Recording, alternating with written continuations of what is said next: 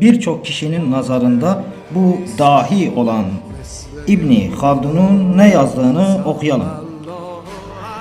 Bu İbn Haldun'un mukaddimesi, Kahire baskısı, sayfa 485. Sayfa 484, 7. bölüm ve 7. bölümden sonra geri kalan sayfalarda. Mezheplerin hepsinden ayrı ayrı bahsetti. Onları övdü ve haklarında çokça konuştu. Fakat söz Ehl-i Beyt'e gelince ne dedi? Ehl-i Beyt şaz. Şaz yani akıl dışı saçmalık. Yani İbn Haldun bu zındık, bu şaz değil, akıl dışı değil ama Ehl-i Beyt akıl dışı ve saçmalık. Bakın ne diyor?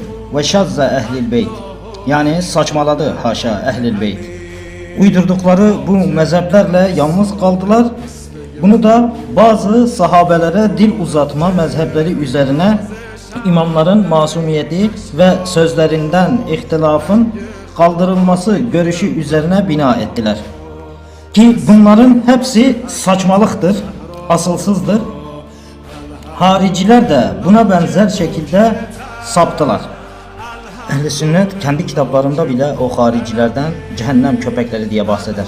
Devamında Ehl-i Beyt ve hariciler yalnız kaldılar.